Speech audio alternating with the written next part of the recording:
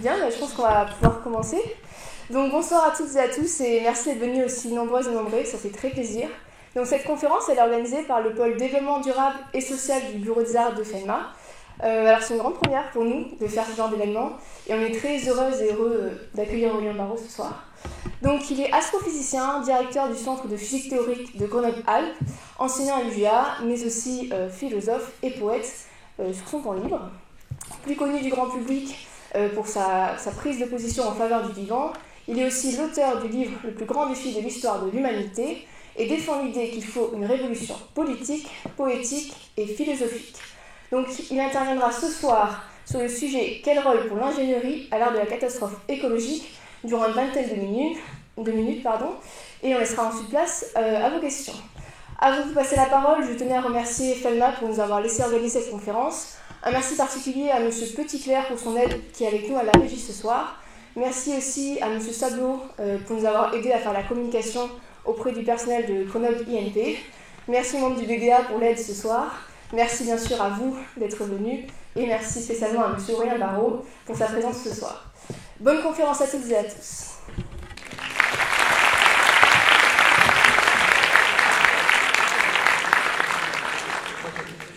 Bonsoir. Bien, donc merci beaucoup pour cette invitation dont je suis honoré. Alors, vous êtes donc des élèves ingénieurs. Personne n'est parfait, je ne vous en veux pas. C'est pas si grave. D'abord parce que vos compétences universitaires ne sont finalement qu'une part infime de vos compétences réelles qui les dépassent infiniment. Vous n'êtes pas votre diplôme. Et ensuite, parce qu'au sein même du corpus institutionnel qui est le vôtre, la part proprement nuisible est en réalité très faible, presque dérisoire. Pourquoi ? Peut-être, pensez-vous, parce que finalement, l'essentiel de l'activité n'émet pas tant de CO2 que cela. Grave erreur. Ce n'est pas du tout la question. Le réchauffement climatique, c'est presque un détail à l'échelle de la catastrophe dans laquelle nous nous trouvons, et j'y reviendrai. Non, ce qui est véritablement problématique, c'est un euphémisme à mon sens, a trait à notre incapacité à penser tout ailleurs, à notre propension littéralement pathologique à croire que le monde ne peut pas être autre.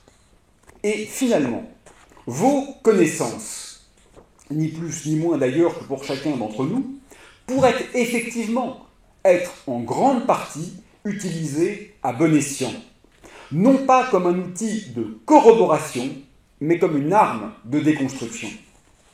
Le cœur de l'insensé, c'est de croire qu'il est inscrit dans l'ordre du destin que nous poursuivions notre production tumorale d'objets techniques et notre artificialisation dévastatrice du réel. Je vais objecter maintenant 3 points élémentaires face à cette idée folle mais répandue, selon laquelle il faudrait continuer coûte que coûte. Premièrement, je vais montrer que c'est faux. Deuxièmement, je vais montrer que la situation est intenable. Et troisièmement, je vais tenter de vous convaincre qu'elle est de toute façon insouhaitable.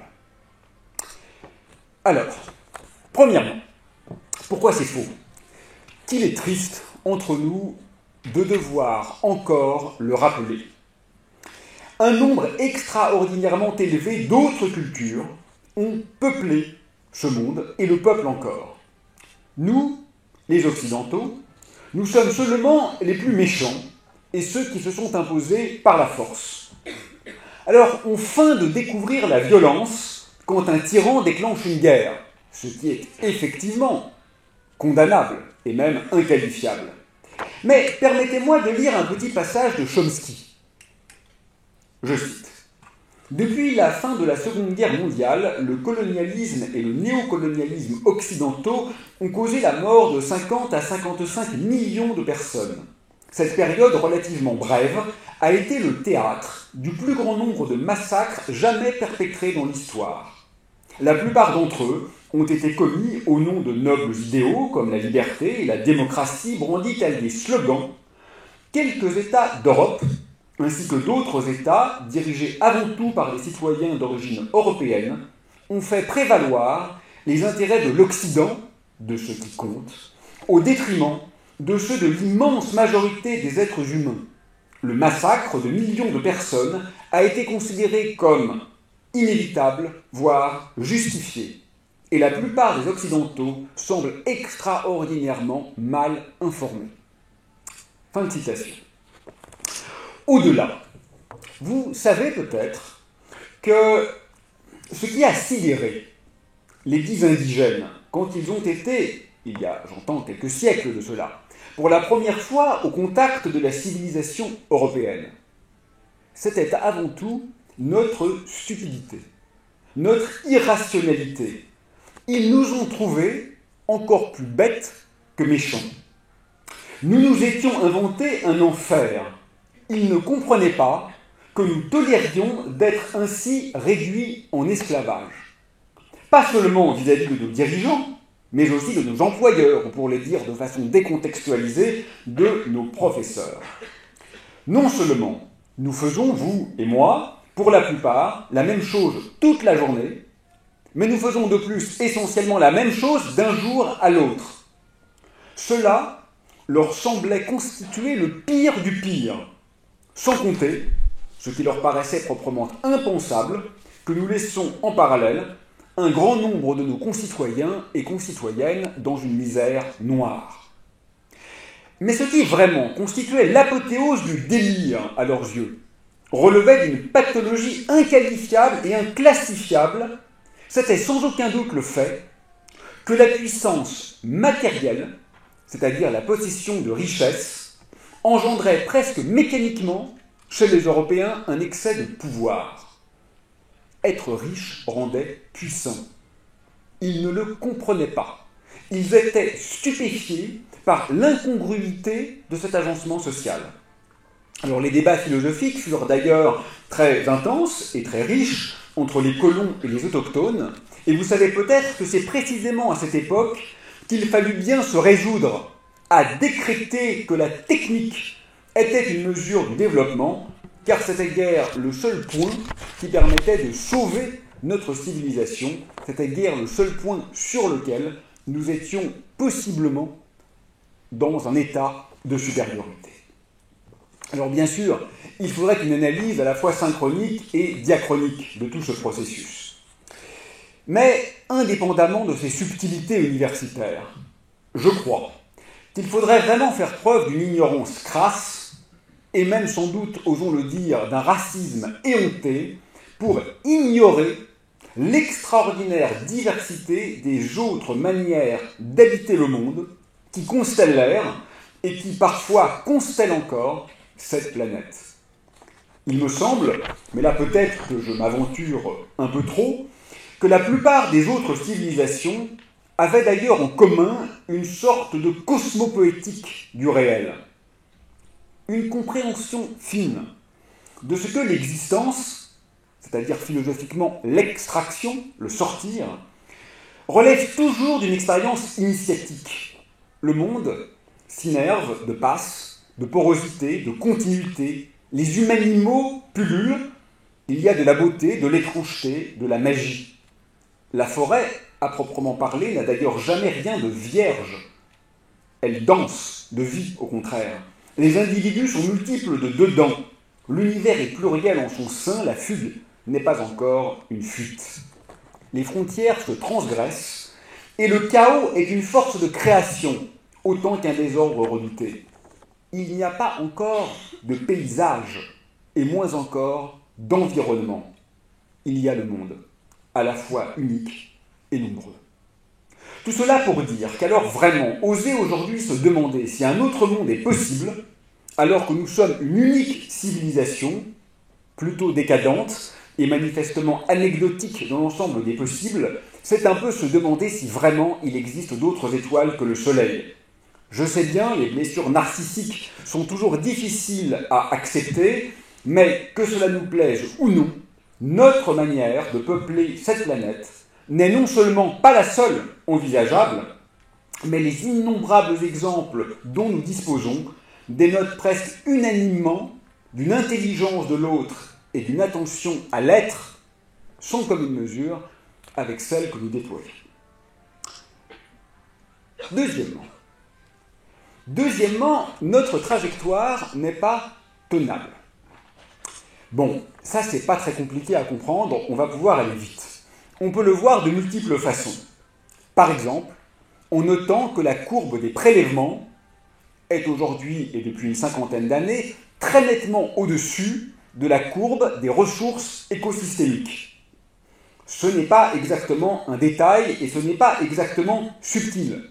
Comme on conserve l'intégrale, ça signifie simplement que plus on corrige tard, plus on corrige fort. Un lycéen comprendrait ça. Mais curieusement, beaucoup d'hommes et de femmes très éduqués décident de l'ignorer. Alors que ça fait un demi-siècle que ces choses sont posées et publiées. Vous avez bien sûr le droit constitutionnel d'ignorer que vous êtes à découvert, mais pas pendant très longtemps. Ça, c'est pas possible. In fine, quelque chose va vous rattraper. C'est quand même un peu dingue qu'on en soit encore en 2023 à ressasser ces évidences. On peut voir l'instabilité d'autres façons encore. Par exemple, en comprenant que les seuils de relaxation sont dépassés. Par exemple, en notant que les points dits de non-retour sont atteints bien plus vite que prévu. Par exemple, en soulignant cette évidence, les stocks d'énergie s'épuisent.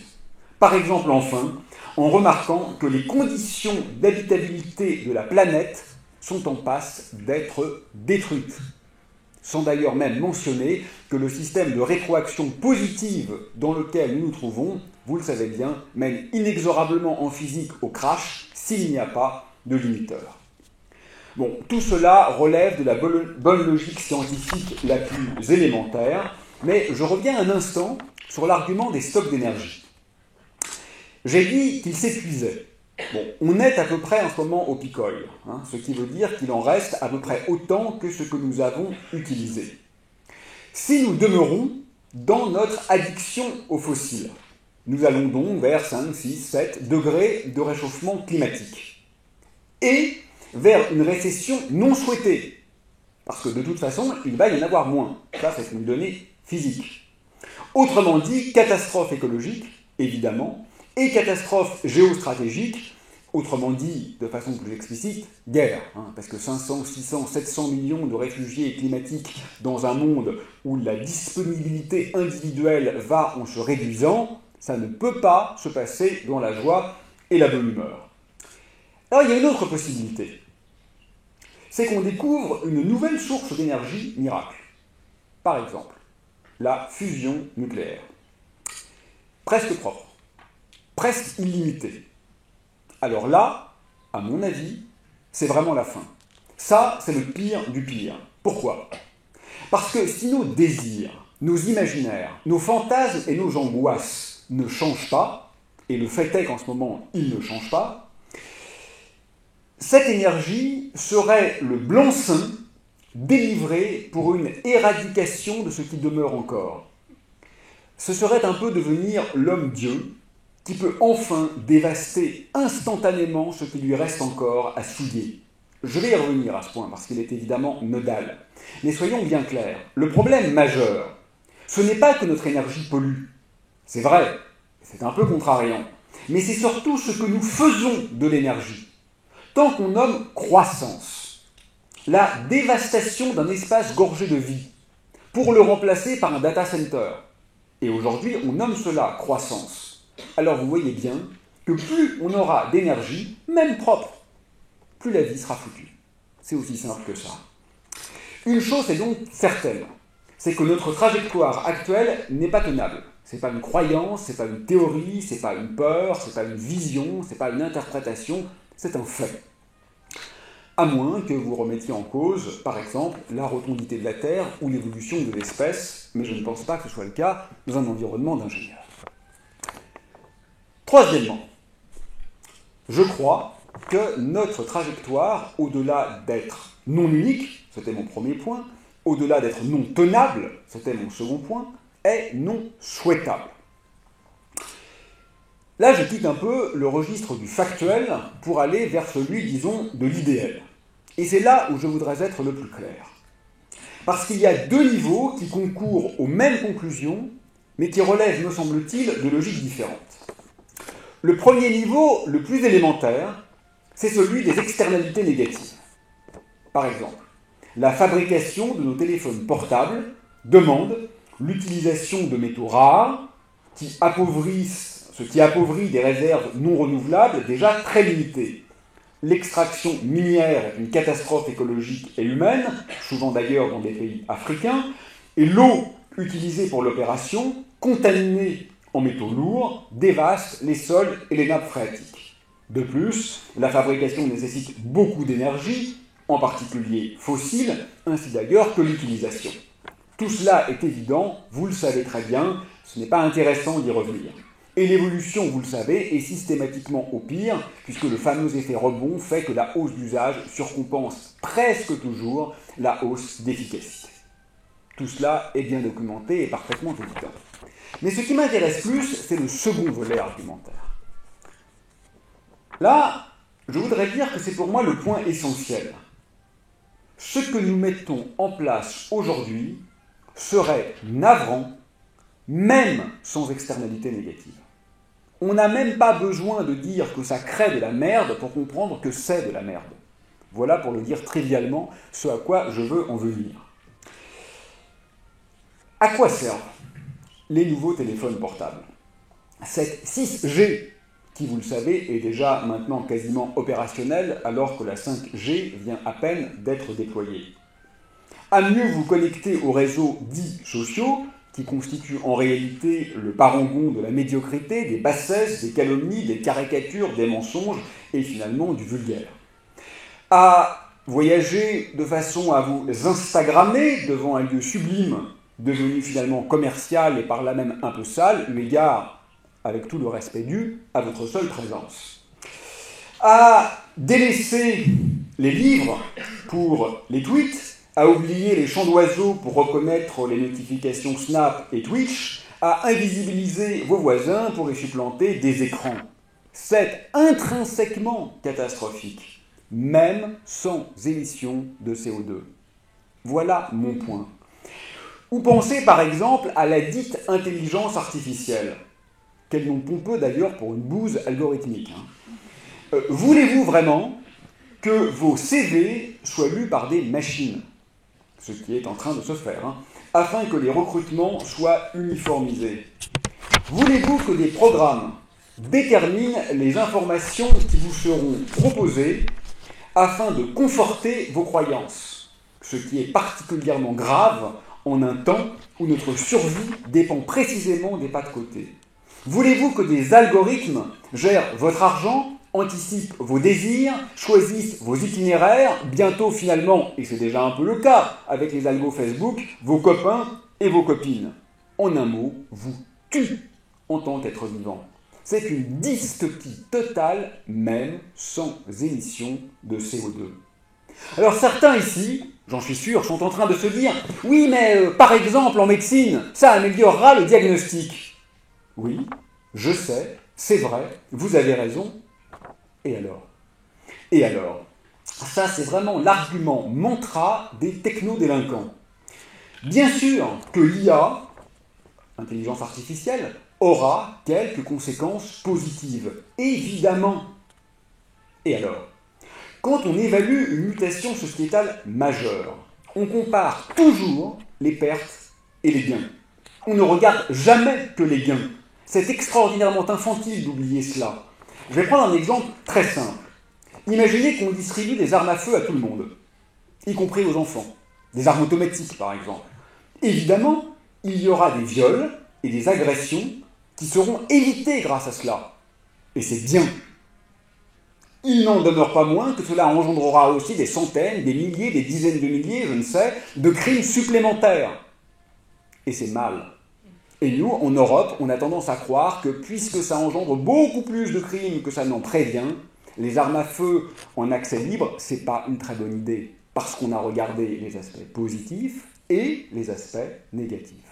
Quand on parle de technologie, on a cette débilité inhérente qui fait que « Ah, mais il y a un truc bien en médecine, donc toute la merde par ailleurs, je ne la regarde pas. » C'est insensé, c'est inepte. Vous ne pouvez pas faire cela si vous avez un tout petit peu de sérieux en vous. Les conséquences au niveau de l'énergie, de la pollution, etc. sont génériquement catastrophiques, mais surtout parce que, en tant que tel, je ne crois pas que nous avons envie de vivre dans un monde d'algorithmes. Regardez les milliardaires et hommes d'État qui frétillent aujourd'hui d'excitation devant la structure phallique de nos hideuses fusées, alors même que leurs regards se sont détournés de la véritable beauté, celle du fragile et du vivant dans nos forêts mourantes, qui, je le rappelle, ces forêts ne sont pas les poumons de la planète, ce ne sont pas des organes qui remplissent une fonction, mais sont en tant que tels le lieu de la vie. Il faut quand même être violemment mutilé de l'encéphale, je crois, pour préférer un monde de pixels, de fibres et d'entrepôts automatisés à un univers où on peut entrer dans une librairie et feuilleter des ouvrages qu'aucune intelligence artificielle ne vous recommandera jamais parce qu'ils ne sont pas bankable. Alors, ce que je vous raconte là n'est manifestement pas évident pour tout le monde. Je viens de sortir de mon laboratoire, le laboratoire de physique subatomique et de cosmologie, pour venir faire cette conférence. Et je suis passé devant les bâtiments presque tout neufs du Crédit Agricole. Au rez-de-chaussée, il y a des écrans géants, dont un écran vraiment super géant. Je crois que c'est le plus grand écran que j'ai jamais vu de ma vie. Il est allumé tout le temps. Des images insipides défilent dans une salle essentiellement vide. Et on se dit sérieusement, il y a une vraie personne, un être humain, qui a décidé qu'il fallait installer ces trucs. Que le monde serait mieux avec ces dalles que sans elles. Il ou elle, le décisionnaire, sans doute haut placé, parce que ça doit coûter quand même très très cher, pense donc qu'en affichant ainsi aux yeux de tous leur puissance financière, leur mépris de la nature, leur mépris de la vie, leur mépris de leurs enfants, leur incompréhension drastique de la situation du monde, leur crachat sur l'avenir, leur destruction décomplexée, ils se rendent attirants. Ils se disent « Tiens, j'ai donc envie de leur confier mon argent, voyant à quel point ils ont la vulgarité facile. » C'est étrange, mais c'est ce qui a lieu. Regardez Twitter. Maintenant, tout le monde le sait. Tout le monde sait qui est Elon Musk. Ça fait longtemps que je le dis, mais c'est même pas une attaque ad hominem, ça ne m'intéresse pas tellement cela. C'est ce dont il est l'image. Le pire du pire. Tesla, SpaceX, tout cet enfer. Et maintenant Twitter. On voit bien que le niveau de prédation, de mépris, de dangerosité, de désinformation, de violence et de nullité intellectuelle atteint quand même ici son paroxysme. Et beaucoup d'articles de presse continuent à constituer, pour l'essentiel, des compilations de tweets.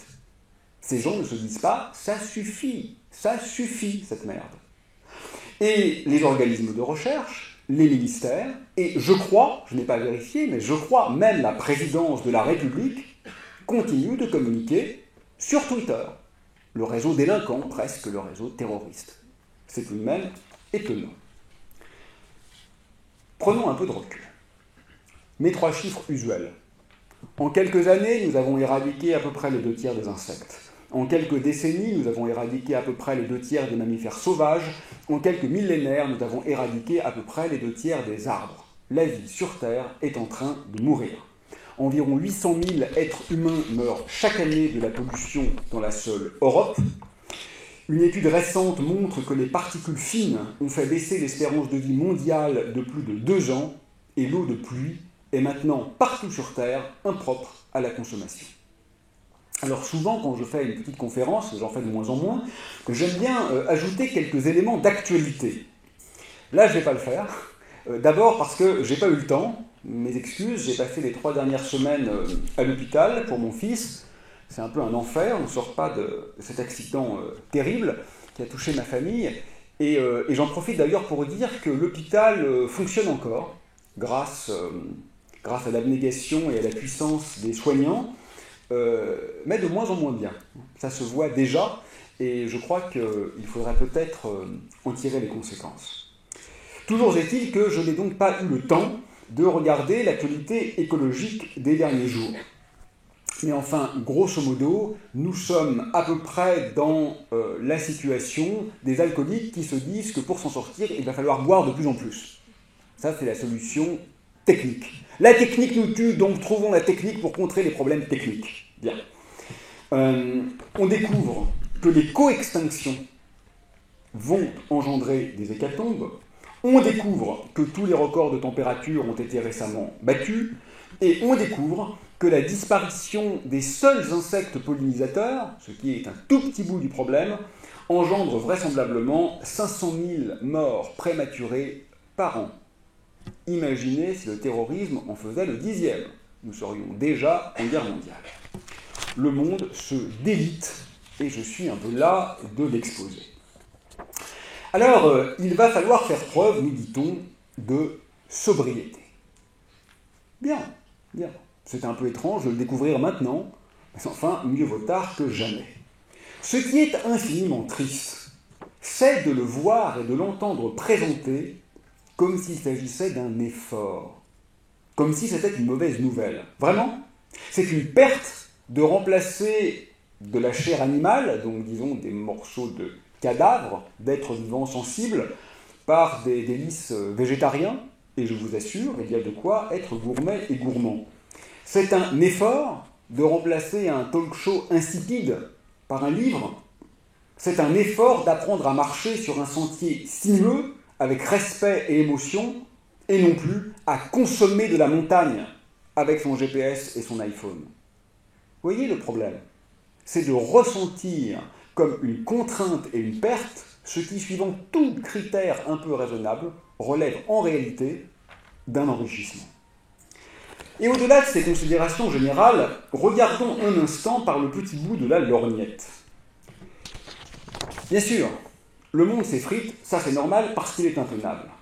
Mais vous croyez vraiment qu'il est raisonnable, alors que l'énergie va manquer, alors que les perturbations de toute nature vont mécaniquement se multiplier, de mettre des cartes électroniques et des bus informatiques partout? Je ne parle même pas du fait que c'est intrinsèquement laid, comme je l'ai expliqué. Je demande juste, est-ce que c'est bien raisonnable? Est-ce que c'est sérieux de faire en sorte que plus rien ne fonctionne sans réseau et même sans électricité, alors que cela représente évidemment, d'un point de vue purement ingénierique, une vulnérabilité?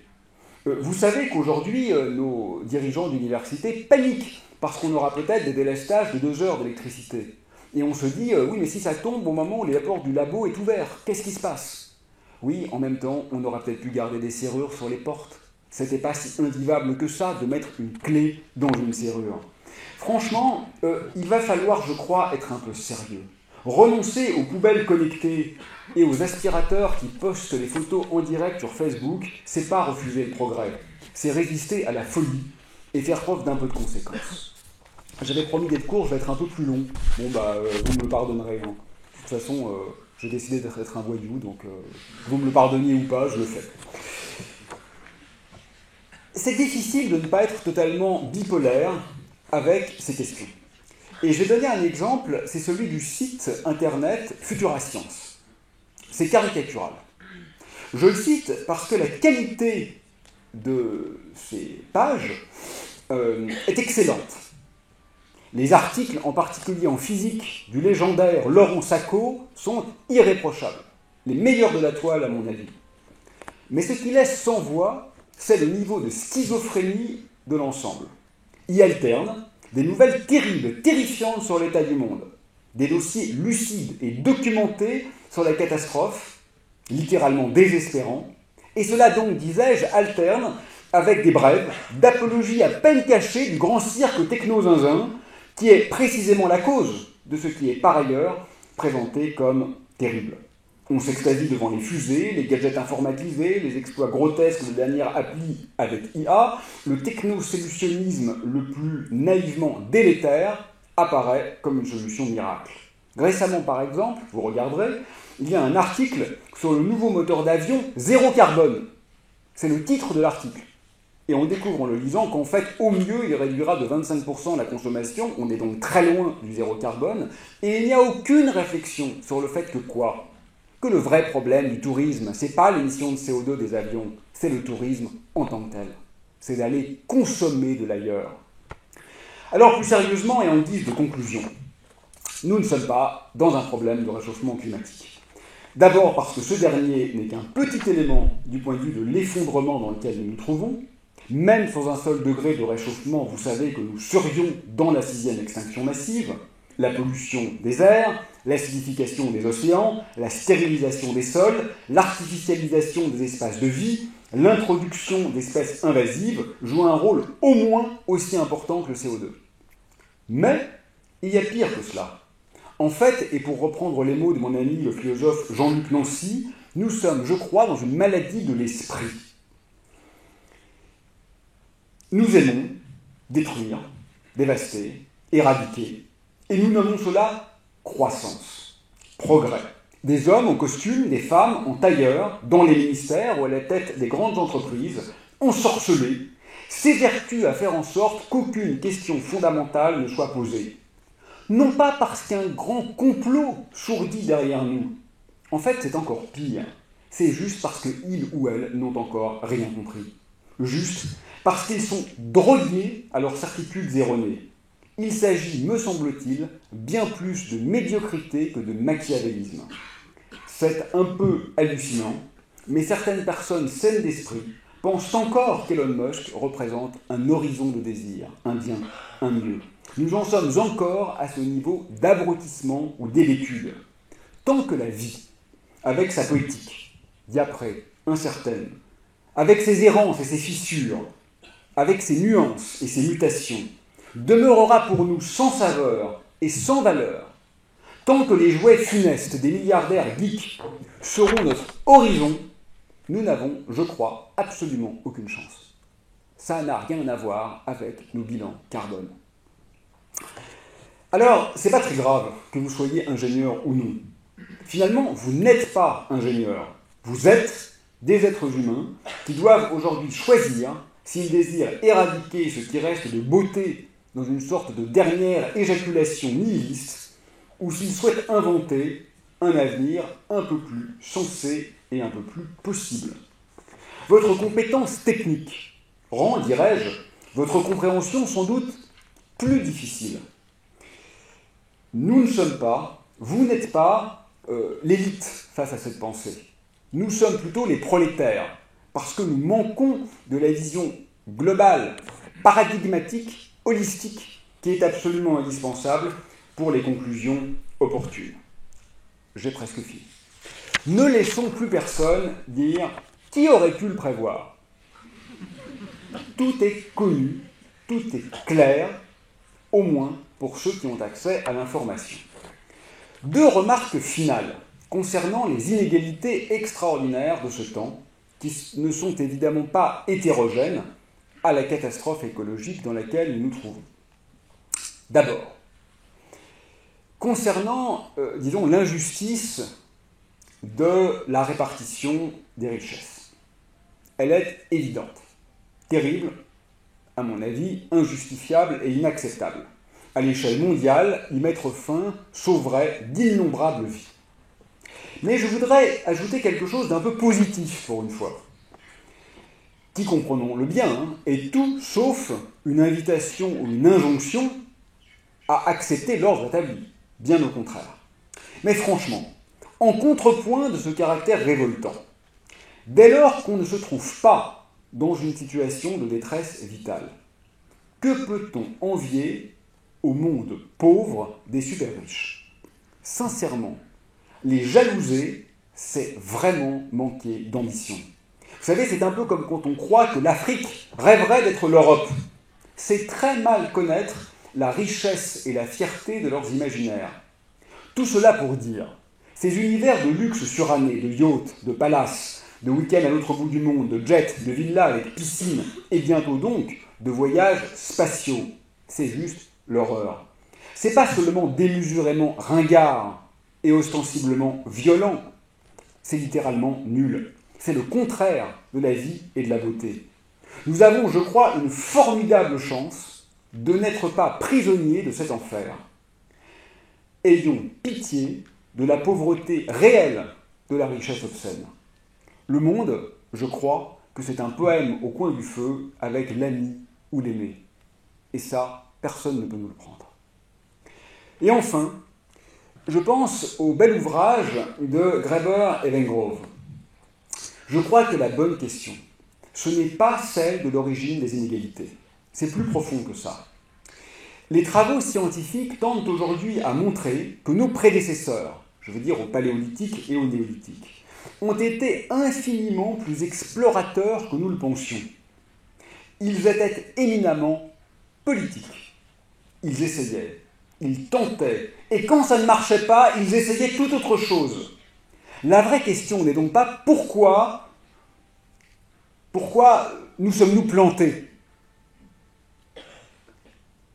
Elle est plutôt pourquoi, sachant que nous nous sommes plantés, n'essayons-nous pas tout autre chose, comme nos prédécesseurs l'ont toujours fait. Nous ne sommes pas les premiers à connaître l'échec, mais nous sommes sans doute les premiers à nous y vautrer avec une suffisance vile et à emmener tous les autres avec nous. Merci.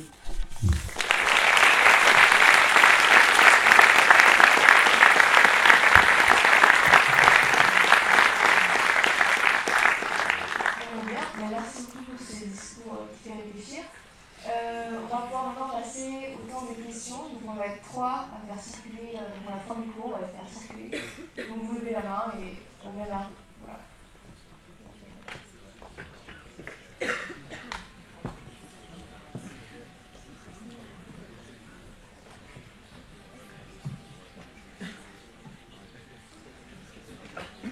Bonjour. Bonjour. J'avais juste une première petite question. Vous avez dû discuter avec beaucoup de monde, avoir fait pas mal de conférences et tout ça.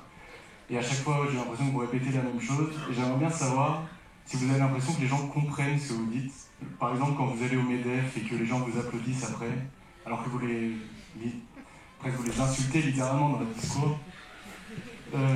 Qu'est-ce que les gens retiennent de votre discours? Et pourquoi est-ce qu'il y a personne qui se dit mais c'est vrai qu'on pourrait peut-être changer quelque chose, quoi. Oui.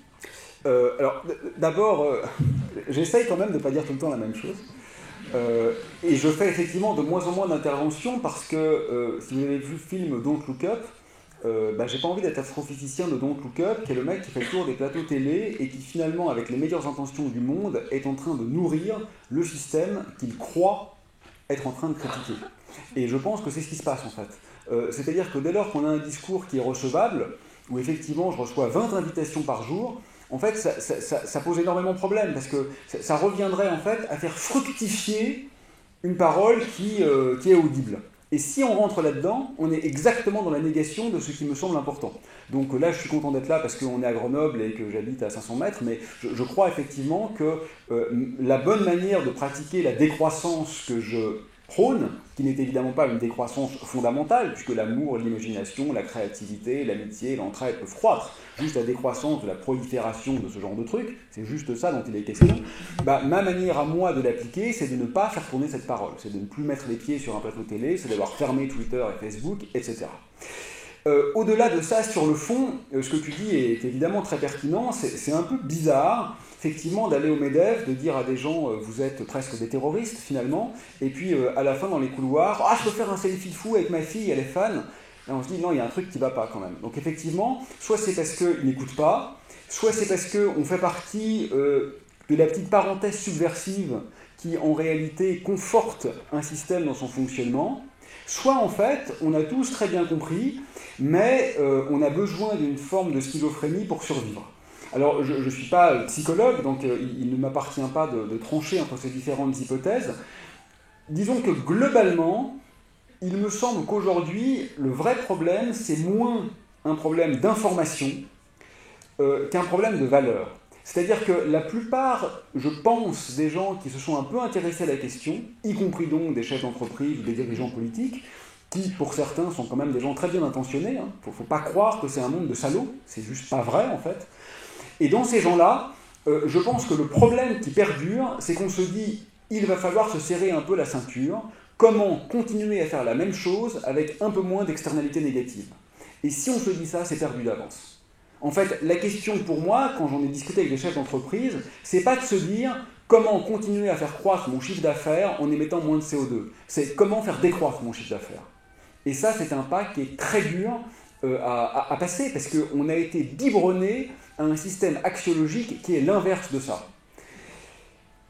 Donc, voilà. Donc je crois que c'est là qu'est véritablement le problème, en fait, au niveau du système symbolique. Et juste, est-ce que c'est pour ça que j'ai l'impression que vous avez tendance à devenir de plus en plus, pas extrême, mais à invectiver de plus en plus directement les gens, peut-être jusqu'au moment où vous serez plus audible? Oui, enfin bon, mon cas particulier n'a aucune importance en fait, hein. Mais effectivement, comment dire, vous avez peut-être raison en fait. Je crois que j'ai été voir les gens de HEC il n'y a pas très longtemps, et quand ils m'ont demandé comment est-ce qu'on pourrait améliorer l'école, je leur ai répondu en fermant l'école. Tout le monde a applaudi. Ok, et là j'ai reçu il y a 3 jours là, un nouveau mail. Ah, on a une nouvelle grande rencontre HEC, s'il vous plaît, faites-nous l'honneur, je crois que c'est la conférence inaugurale. Et là on se dit effectivement, il y a un truc bizarre quand même. J'y vais pas d'ailleurs, hein. Mais qu'est-ce qui se passe? Pourquoi est-ce qu'on réagit comme ça? Est-ce qu'on a besoin d'avoir la petite montée d'adrénaline comme ça, où on se fait traiter de con par un type aux cheveux longs et du coup on a l'impression d'avoir, qu'on a frissonné? Ou est-ce qu'il se passe quelque chose d'un petit peu plus profond qui fait que, bon voilà, on commence à l'intégrer? Sincèrement, je ne sais pas. Voilà. Je ne sais pas.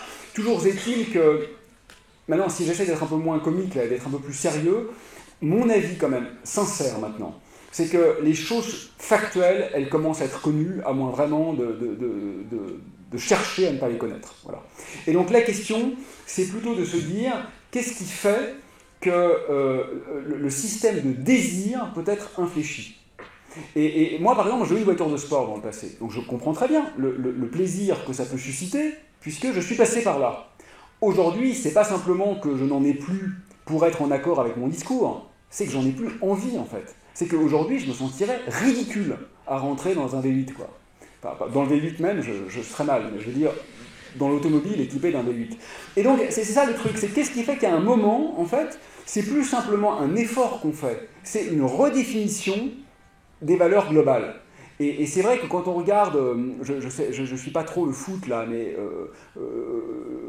l'autre là qui est parti, je sais plus, aux Émirats Arabes Unis, c'est ça, et qui ne pourra pas vivre dans une villa de moins de je ne sais pas combien de dizaines de millions d'euros, et en attendant il passe son temps dans des suites de je ne sais pas combien de centaines de mètres carrés. Regardez l'image que ça renvoie aux gamins. Voilà, quand on a réussi, c'est ça qu'on représente. C'est dramatique en fait, c'est fondamentalement dramatique.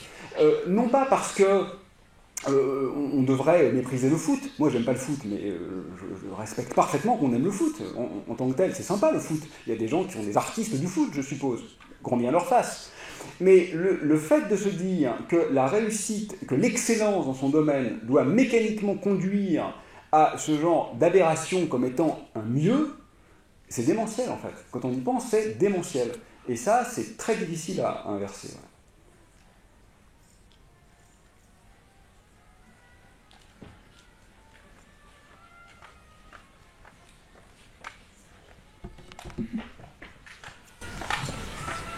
Bonsoir, merci pour cette intervention.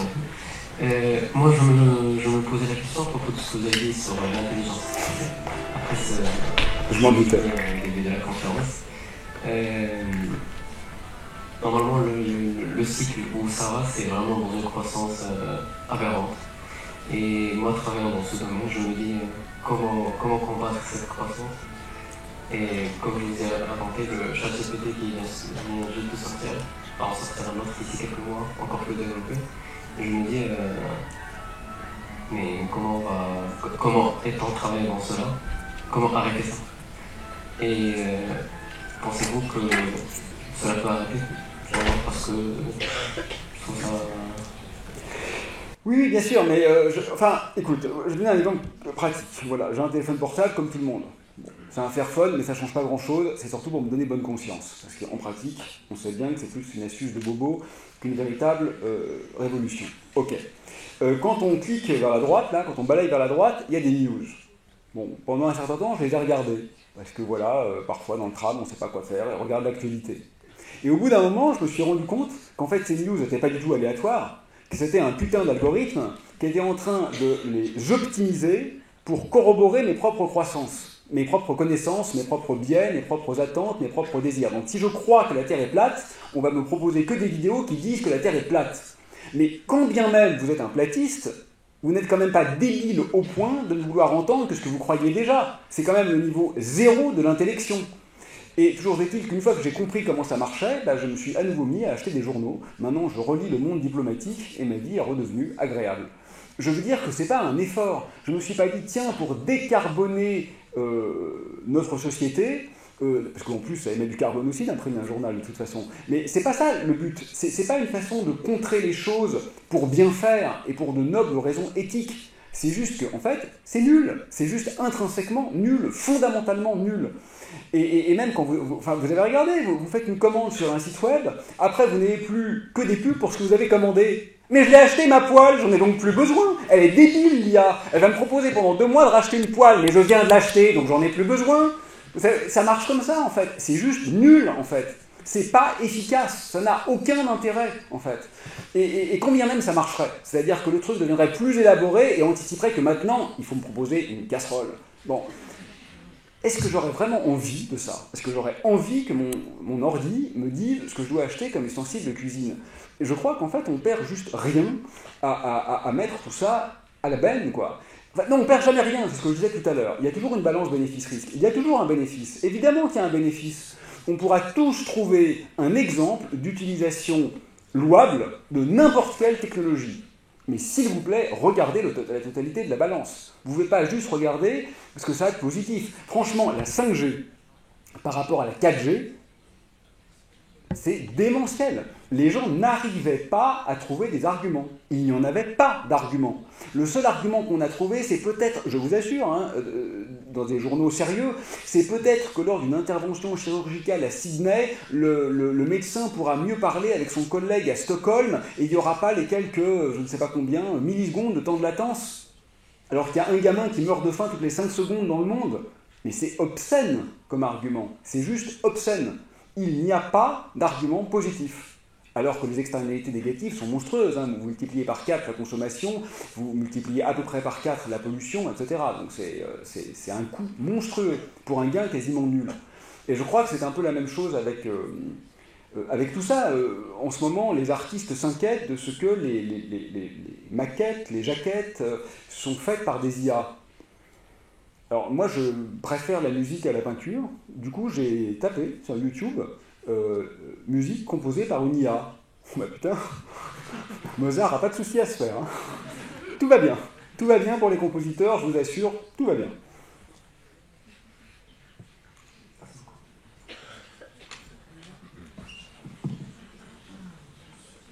Oui, moi j'aurais une question, c'est que vous parlez beaucoup du fait qu'on est coincé dans un système.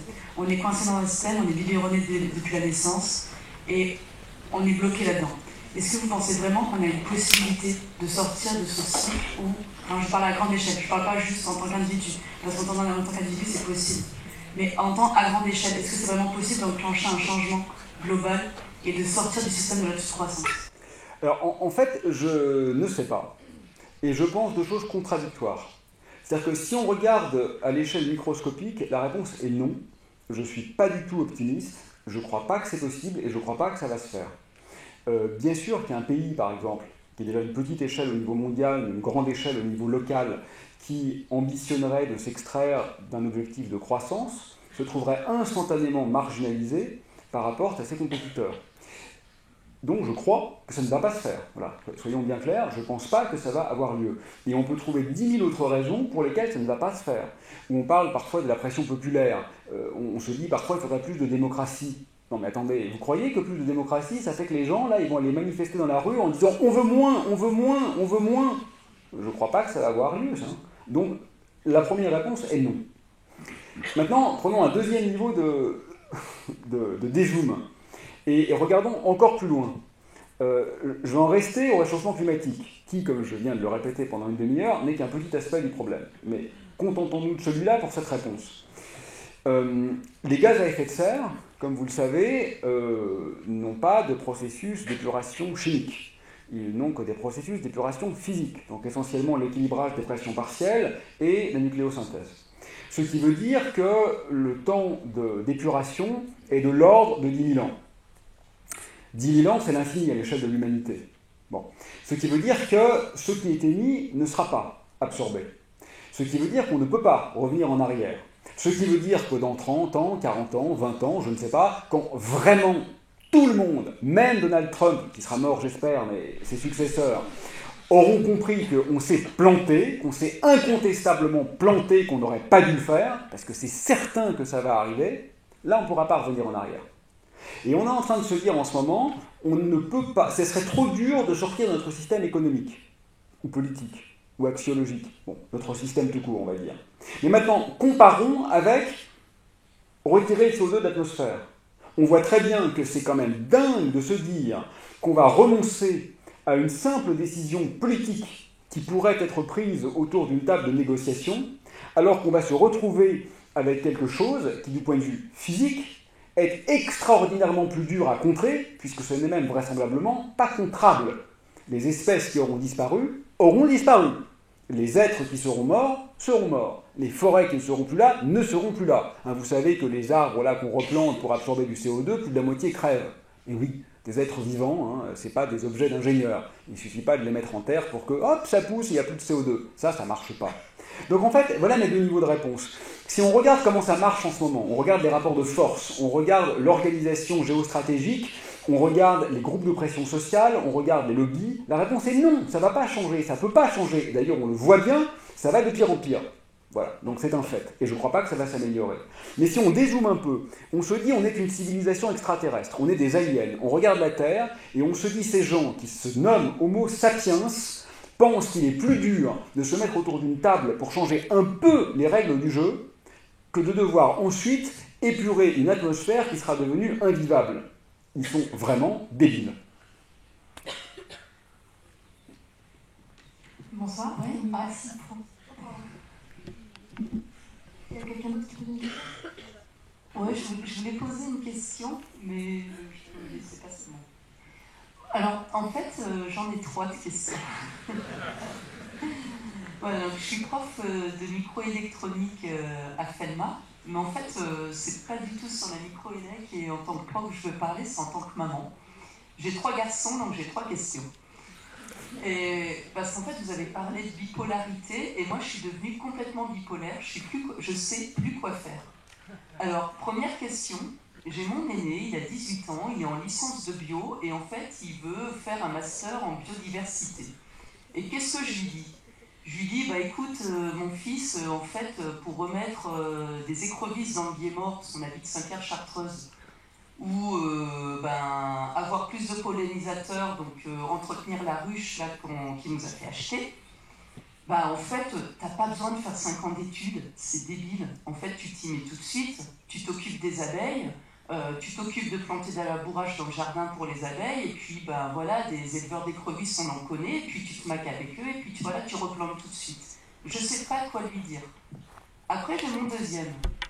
Mon deuxième, lui, il adore le service, c'est-à-dire être serveur. Il est passionné par les gens qui, dans les grands hôtels, font du service de table en table.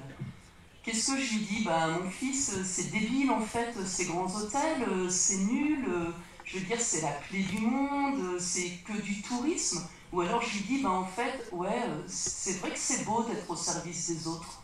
Et c'est beau, en tant que serveur, de savoir les faire rire. Et je trouve qu'on n'en trouve pas beaucoup des gamins de 15 ans qui ont envie d'être serveurs. Et puis après, j'ai le dernier qui a des cheveux longs, qui a 12 ans, et qui est complètement geek. Mais geek, en fait, il est ça commençait bien. Java. Ça commençait bien. Et qu'est-ce que je lui dis? Je lui dis quoi? Je lui dis, mais en fait, et alors lui, intelligence artificielle, on a beau lui demander d'appeler ça bêtise artificielle, il ne peut pas s'empêcher, il est passionné par ça, il lit tous les articles. Qu'est-ce que je dis à un gamin de 12 ans qui arrive à s'émerveiller de la technologie, qu'en fait, c'est pourri? Qu'est-ce que je lui dis? Voilà, en fait, voilà, vous voyez, c'est ça mon dilemme. Oui, je comprends, évidemment. Moi, j'avais un jour fait une réponse à une question un peu similaire. C'était une conférence pour le truc de Jean Covici, là, pour le Shift Project. Je suis aussi papa. Je pense que c'est une question différente. Finalement, là, j'essaye de vous convaincre. J'essaye de faire passer un message. Et je suis même peut-être parfois un peu violent d'ailleurs. Je vous dis, si vous n'êtes pas d'accord avec moi, vous n'avez rien compris. C'est un peu dédaigneux de ma part, mais je m'en fous. De toute façon, si ce que je dis vous plaît pas, ça va pas vous blesser outre mesure. Je suis même pas votre prof, je suis pas votre ami. Si vous êtes heurté par ce que je vous raconte, vous vous direz en sortant, bah, c'est un sale con, et puis je continue ma vie, vous continuez la vôtre. Quand on est parents, c'est un peu différent. Parce qu'on est dans une situation quand même de capacité de déstabilisation et d'infléchissement qui est très forte. Et je crois que, oui, être parent, c'est une et une seule chose finalement, c'est l'inconditionnalité de l'accompagnement. Donc moi, je pense que, pour le coup, il est plutôt bienvenu d'être un peu schizophrène. Moi, je crois qu'on peut être militant, y compris dans sa famille, mais que néanmoins, face à un choix qui est tout autre, la parentalité, c'est, à mon sens, l'accompagnement inconditionnel. C'est d'ailleurs même le seul cas où c'est inconditionnel. On peut toujours divorcer, on peut toujours se fâcher avec un ami, on peut démissionner d'un patron qui est insupportable, mais on ne peut pas cesser d'être parent. Et donc je crois que c'est la seule chose sur laquelle, quand on donne la vie, c'est juste à ça qu'on s'engage en fait. C'est à être là et à aider, même quand l'autre choisit le chemin qui nous serait le plus incongru ou le plus détestable. Après, sur les cas particuliers que vous mentionnez, juste deux petites remarques. C'est vrai, hein, bien sûr, je suis d'accord avec vous, les études longues ne sont pas forcément nécessaires pour s'occuper d'écrevisses ou d'abeilles, et en même temps, j'aime bien l'idée quand même que les études ne soient pas que professionnalisantes, que l'acquisition de connaissances, ce ne soit pas seulement pour être efficace dans un métier, mais que ce soit aussi une formation de ce qu'on est, au-delà de ce à quoi on sert. C'est pour ça que je suis très content de faire un petit cours de philo à Felma, parce que ça ne servira absolument à rien dans le métier d'ingénieur, mais je remercie la direction de l'école d'avoir permis ça. C'est un cours inutile du point de vue professionnel, mais j'espère un peu enrichissant du point de vue personnel. Et puis pour le second, finalement, moi j'ai la conviction qu'on peut avoir un rôle déconstructeur de toutes les manières possibles et dans toutes les situations envisageables. C'est-à-dire que, quand bien même nous voudrions être très efficaces par rapport à certaines idées écologiques, je crois que ce ne serait pas du tout une bonne idée que tout le monde devienne militant de telle ou telle association, que tout le monde, d'un seul coup, passe à l'élevage de chèvres dans le Larzac. Je crois que ça ne marcherait pas du tout, en fait. Et donc, que ce soit via une activité de service, je crois qu'il y a un moyen de subversion, même dans cet environnement-là. Bon, et puis pour le geek, il est encore jeune.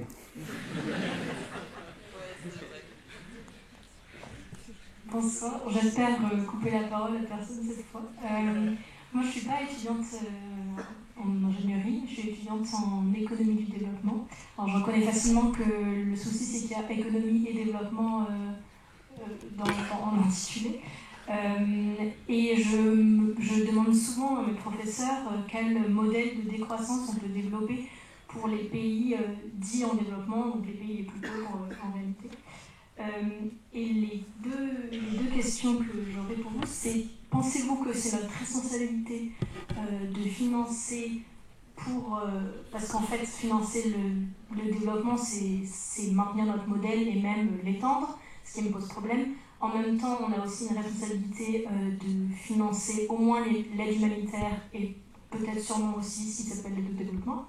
Et enfin, est-ce que vous pensez qu'on peut éviter de choisir pour les populations les plus pauvres du monde? Parce que finalement, quand on parle, je trouve, d'extinction et d'écologie, on a tendance à parler de nous, des pays occidentaux. Mais pensez-vous qu'on peut éviter de choisir entre...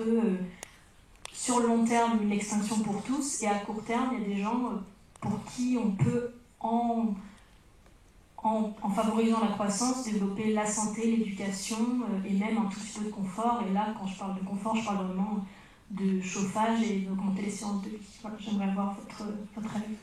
Oui, alors évidemment, ça c'est une question très, très fondamentale et naturellement, je ne prétends pas avoir une réponse claire, ni même une vision... étayé sur ces problèmes. l'aide humanitaire, je pense, c'est effectivement une question très différente de celle de l'organisation systémique. Je pense que l'aide humanitaire, il ne faut juste pas poser cette question. Il y a des gens qui meurent, on leur file à bouffer. Voilà, c'est tout.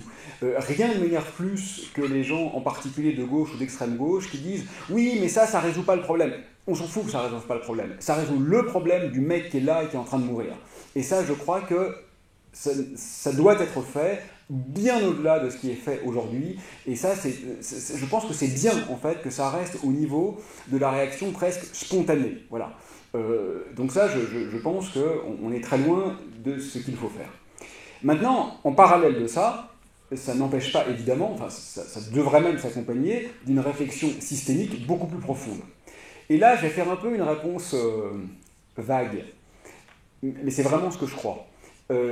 En fait, je suis un peu choqué de nous entendre, vraiment collectivement, je me mets dans le bain évidemment, nous demander qu'est-ce qu'il faudrait qu'il se passe là-bas. En fait, ne faudrait-il pas qu'on commence par se départir de nos attitudes paternalistes et qu'au lieu de donner des leçons, nous apprenions. En fait, une seule chose est sûre, c'est que nous sommes la culture qui a planté la vie sur Terre. Je me permets de le redire. Certains se disent « oui, on va peut-être s'en sortir ». Alors d'abord, sur la trajectoire actuelle, je vous promets que la réponse est non. Mais ensuite, c'est déjà fait quand même. On a déjà tué les 2/3 des êtres vivants. C'est fait. On ne peut pas se dire « ça va peut-être aller ». Bah, ça ne va pas aller puisque c'est fait. Et c'est nous qui l'avons fait. Ce n'est pas les Africains, hein, c'est nous. D'accord ? Donc, notre civilisation est, et ça je le dis de façon factuelle, c'est pas une parabole, c'est pas une hyperbole, nous sommes la civilisation la plus meurtrière qui a jamais habité cette planète, du point de vue de la biosphère. Donc nous sommes la civilisation de l'échec et de la prédation. Et donc, on est quand même un peu les derniers qui devraient se permettre de donner des leçons au monde entier. C'est ça qui est très étonnant. Alors, je ne dis pas que toutes les autres cultures sont parfaites et qu'on doit simplement suivre aveuglément n'importe quelle autre culture. Bien sûr que non, c'est idiot, ne faisons pas preuve d'un angélisme niais. Ce qui est sûr, c'est qu'on est la pire. Donc à partir de là, on pourrait quand même peut-être essayer simplement de se dire qu'il y a d'autres manières d'habiter cette planète et que le premier geste, en parallèle de l'aide humanitaire, parce que c'est vrai que notre histoire coloniale fait que nous nous sommes accaparés l'essentiel des biens, donc il est temps qu'on en rende un peu, mais au-delà de ce geste qui est presque, je trouve, instinctif finalement, en termes de modèle et en termes de réflexion systémique et d'organisation géopolitique et économique, on devrait commencer par apprendre des autres. Par exemple, certains ont théorisé l'idée que un des points charnières comme ça de la catastrophe, c'est lorsque l'argent a commencé à créer de l'argent. C'est-à-dire lorsque... Parce que le fait d'accaparer des richesses a une longue histoire. Bon. Et ce n'est pas une invention de la société capitaliste. Pas du tout. Bon. Ce qui est une invention de la société capitaliste, c'est essentiellement le fait que l'argent crée de l'argent. C'est-à-dire qu'on est tous complètement habitués à l'idée, alors en ce moment il y a pas mal d'inflation, donc c'est un peu moins vrai, mais jusqu'à il y a quelques années, on a été habitués à l'idée que si vous aviez 100 000 euros, bah, il fallait qu'au bout d'un an, vous ayez 105 000 euros. C'est normal. Maintenant, on pose, on se dit, mais pourquoi en fait ? Donc je suis déjà riche, parce que j'ai 100 000 euros de côté, et parce que je suis riche, sans que je fasse rien, cette richesse doit augmenter. C'est super bizarre quand on y pense. Il y a énormément de cultures dans lesquelles ceci non seulement n'existe pas, mais ceci est même condamné et condamnable. On pourra peut-être commencer par regarder comment ça marche ailleurs, et se dire, c'est vrai qu'il y a un truc bizarre quand même, dans notre façon de voir les choses. Voilà, donc c'est une réponse un peu vague. Voilà, je suis désolé, parce que je ne suis pas économiste et que donc je ne suis pas compétent. Mais... commençons peut-être par apprendre... Enfin, je veux dire, vous savez que dans notre modèle macroéconomique, on commence avec une valeur nulle du capital de départ. Ce n'est pas simplement un problème axiologique, c'est un problème mathématique. Et ça ne peut marcher que dans un monde de ressources infinies. Je reprends l'exemple de Jean Covici. Vous savez que quand vous achetez une sardine en boîte, ce que je vous conseille de ne pas faire, vous payez la boîte, vous payez la fabrication de la boîte, vous payez la pêche de la sardine, vous payez le transport de la sardine, vous payez l'essence du bateau, vous payez tout sauf la sardine. La sardine a une valeur nulle. On est bien d'accord, la sardine a une valeur nulle. Parce qu'une ressource naturelle est considérée... C'est une convention, ça. Hein. Il y a beaucoup d'autres cultures où ce n'était pas le cas, bien sûr. C'est une convention macroéconomique. Les ressources naturelles ont une valeur nulle. Ne payez pas le pétrole quand vous faites le plein. Ne payez pas l'essence. Vous payez le raffinage, le transport, les taxes, vous ne payez pas l'essence. L'essence a une valeur nulle. Le produit a une valeur nulle. C'est dément quand on y pense. Merci. Je vais faire plus court dans mes réponses, mes excuses. Surtout qu'on ne dit pas grand-chose, il faudrait que ce soit plus concis. J'ai une question. Voilà. Question à propos de la recherche scientifique dans un monde futur. Et voilà, qu'est-ce que vous imaginez en termes de changement, que ce soit en termes de sujet de recherche ou aussi sur les modalités ou les moyens de faire cette recherche, et pour essayer que ça soit, enfin, d'aller vers une décroissance, mais quand même essayer de continuer à faire de la recherche. Oui, c'est vous qui parlez, d'accord, parce qu'avec les haut-parleurs, je ne sais pas qui parle. Oui, merci, c'est une question importante, je vais essayer d'être bref, concis et néanmoins d'être clair là-dessus. Il y a dans la recherche scientifique en ce moment une prise de conscience, comme partout, avec un désir de diminuer les émissions de CO2. Bon, c'est bien, hein. Ne crachons pas dans la soupe, comme on dit, que nos dirigeants essayent de faire en sorte que la recherche scientifique ait un bilan carbone meilleur, c'est une bonne chose. Okay. Mais c'est quand même epsilon. À mon avis, ce qui est important, c'est pas du tout, parce que ça c'est ce qu'on entend très souvent dire, donc je voudrais bien dire là-dessus, je ne crois pas, j'ai peut-être tort, hein, je ne crois pas que ce soit une bonne idée de dire il faut arrêter de réfléchir sur les trous noirs, sur la mécanique quantique, sur la relativité, sur la thermodynamique, il faut tous se convertir en ingénieurs de la décarbonation. Je ne crois pas du tout que ce soit une bonne idée. Pourquoi ? Parce que justement, il me semble que le problème essentiel, il n'est pas technique, il est ontologique. Ontologique, ça veut dire relatif à l'être en tant qu'être que nous avons construit du réel. Et donc, je crois que la science fondamentale est un excellent outil de déconstruction ontologique. D'un seul coup, si vous intégrez vraiment, vous connaissez tous vraisemblablement un peu de relativité et un peu de mécanique quantique. Bon, c'est pas le thème de la conférence, parce que là, je vais repartir pour 2 heures.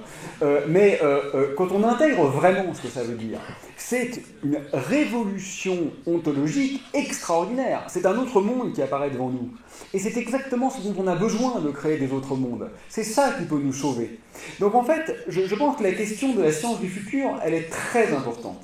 Parce que la science n'est pas en position neutre. Elle est en position dominante, voire hégémonique dans les rapports de force. Et je pense que la même science peut être soit un outil de corroboration de l'ordre établi, et en ce sens, elle serait complice du massacre, soit un outil de questionnement, de déconstruction et d'exploration au-delà du déjà connu et du déjà su. Mais donc, si je résume ce que je suis en train de dire, ça ne voudrait pas dire, par exemple, il faut continuer la recherche en relativité générale, merci pour moi, et abandonner l'ingénierie en microélectronique. Ça serait beaucoup trop facile de le dire comme ça, beaucoup trop caricatural et beaucoup trop faux. Je pense que c'est pas ça la question. C'est pas de se dire quels sont les sujets qui ont droit de poursuivre et ceux qui n'ont pas ce droit. D'abord, je n'ai aucune légitimité pour l'établir, et d'autre part, je crois que c'est pas la question. La question, c'est comment on le fait. C'est dans un sujet donné, est-ce qu'on fait de la recherche dans ce sujet pour surentériner le monde tel qu'il est, ou est-ce qu'on le fait pour tenter de proposer des outils d'extraction? Et ça, je crois qu'on peut le faire dans toutes les disciplines. Voilà, c'est ça mon avis. Bon, et si en même temps, évidemment, on peut quand même éviter d'aller faire des confs à l'autre bout du monde pour lesquels on fait 2 fois 12 heures d'avion pour parler 10 minutes, c'est quand même la décence minimum, évidemment. Mais ça, je pense que ça reste un détail. Ici. Bonsoir, merci d'abord pour votre intervention. Moi, je suis un peu plus âgé que la plupart des personnes qui sont dans la salle, et la réflexion que je me fais, en fait, c'est qu'on a souvent tendance à faire porter d'une certaine manière un petit peu finalement la responsabilité de tout ce qui arrive, en disant, bah voilà, ma génération, la génération précédente a déjà eu un impact négatif parce qu'elle a provoqué quelque part cette situation, et en fait, on demande maintenant à cette nouvelle génération d'être beaucoup plus sensible et d'essayer chacun individuellement de faire mieux, à la fois en termes d'individus et aussi peut-être en termes de futurs professionnels. Mais pour moi, finalement, la responsabilité porte avant tout sur ceux qui ont provoqué tout ça, c'est-à-dire les anciennes générations. Vous voyez beaucoup de chefs d'entreprise, vous voyez beaucoup d'hommes politiques. Ma question, quand vous les croisez, ils ont un discours officiel et puis ils doivent avoir aussi un discours officieux parce qu'ils sont parents, ils sont, je ne pense pas, idiots, pas irresponsables. Est-ce que c'est des pompiers pyromanes. Qu'est-ce que vous en pensez en fait? Pourquoi, à un moment donné, on entend à longueur de journée ces problèmes climatiques et puis finalement, rien ne change. Vous avez dit que c'était un problème économique, c'était notre société qui était comme ça. Qu'est-ce qu'ils vous disent en réalité? Derrière, une fois que la caméra est éteinte, une fois que le micro est éteint, qu'est-ce qu'ils vous disent? C'est vrai que la génération du baby-boom, celle de mes parents, disons, a cru vivre dans une sorte de monde apaisé, d'indolence.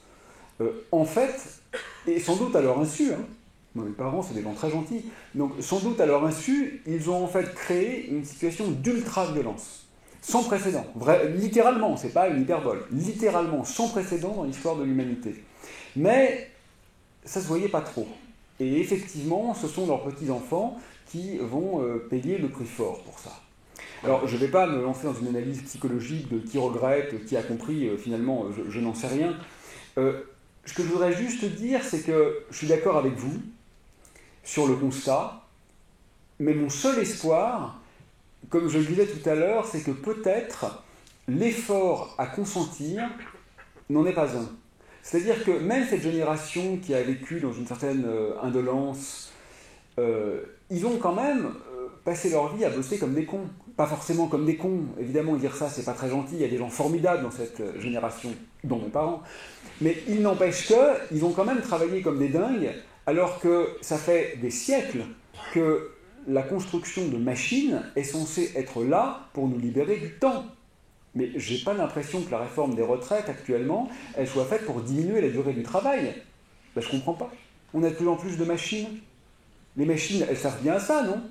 À quoi servent les machines? Bah, à travailler à notre place. Ah bah donc on va travailler moins.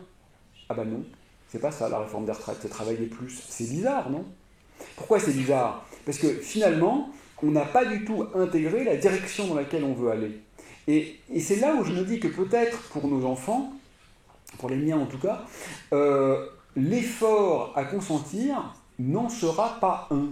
N'en sera pas un. C'est-à-dire qu'ils auront peut-être effectivement pas de résidence secondaire et une voiture de sport, mais en fait, ils auront peut-être une vie sensée. Et certes, ça sera sans doute parce qu'ils n'auront pas eu le choix. Ça sera une contrainte au départ. Mais c'est pas grave ça. On sait très bien que les artistes, ils créent toujours sous contrainte. On sait très bien que les grandes œuvres, aussi bien musicales que picturales, ont souvent été des commandes réalisées par des mecs et des femmes qui crevaient de faim et qui les ont faites parce qu'ils avaient besoin de bouffer. C'est pas grave, ça peut créer des œuvres géniales, la contrainte. Et donc, ce que je me dis, c'est que peut-être que c'est au creux de cette situation globalement nauséabonde, oui, ce sont les vers de Hölderlin, finalement, hein. Voilà.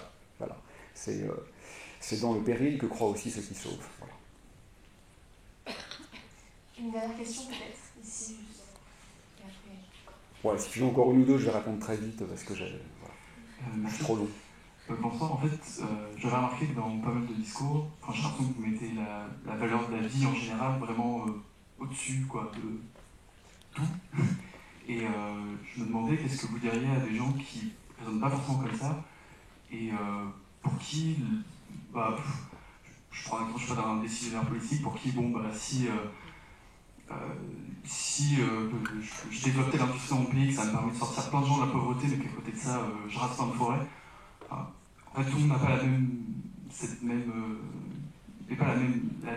à la même place, et vivant à la même place que vous, je pense. Et du coup, qu'est-ce que vous diriez à ces gens? Vous avez parfaitement raison. Et je n'ai aucune légitimité pour dire au monde entier, voilà ce que sont les bonnes valeurs. Ça, c'est très clair. En fait, ce que j'aimerais, ce n'est pas que le monde entier adopte mes valeurs. Quoique, ce serait pas mal. Mais voilà. Officiellement, en tout cas, c'est pas ce que j'aimerais. Ce que j'aimerais, c'est que la question soit sur la table.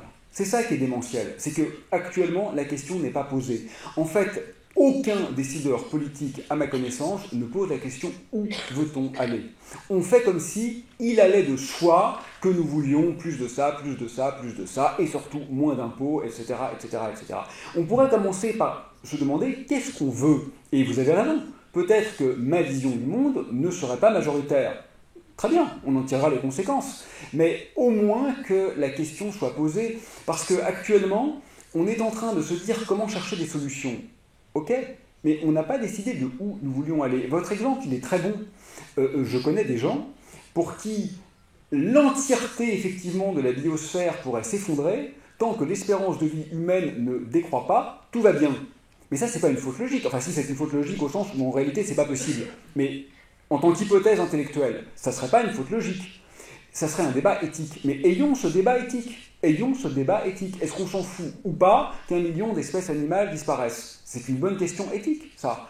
Personne ne le pose. La question n'est pas sur la table. C'est comme avec l'alimentation carnée. Il ne s'agit pas d'interdire, etc. à ce stade. On pourrait quand même se poser la question. Voilà. Vous savez qu'on montre aux gamins dans les livres, là, aux enfants, les faons, les biches, les campagnols. Ça n'existe plus, tout ça. Vous savez que 95% de la biomasse sur Terre de mammifères, c'est de la viande d'abattage. C'est ça, le monde pour les animaux. L'enfer existe. C'est ça. La quasi-totalité des mammifères sur Terre, c'est de la viande d'abattage dans des fermes-usines qui ne verront jamais le ciel. Et c'est pas simplement que ces animaux sont tués de façon très violente. C'est pas seulement ça. Ça, c'est un détail. C'est surtout qu'avant cette mort violente, ils n'ont pas de vie. Ils n'ont jamais eu la moindre interaction sociale, ils n'ont jamais fait l'amour, ils n'ont jamais été caressés, ils n'ont pas eu de vie avant la mort. Donc on a décidé que chaque année, des milliers de milliards d'êtres vivants sensibles seraient réifiés. Si on se dit collectivement que l'éventuel, parce que c'est déjà très contestable, mais que l'éventuel surplus gustatif mérite ça, ça sera notre choix. Mais la question n'est pas posée aujourd'hui. Qu'est-ce qu'on fait? On interdit les caméras qui montrent ce qui se passe. C'est quand même incroyable. Et on condamne non pas ceux qui maltraitent les animaux, mais on condamne ceux qui montrent ce qui se passe dans les abattoirs. Non, soyons sérieux quand même. Une fois que nous saurons, nous déciderons. Et peut-être que nous ne déciderons pas ce que moi je souhaite. Mais pour décider, il faut connaître. Alors commençons par connaître, et nous déciderons.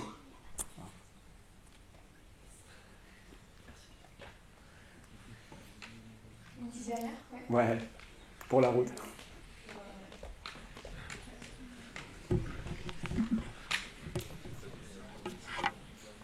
C'était pour rebondir sur une question qui a été posée il y a un moment.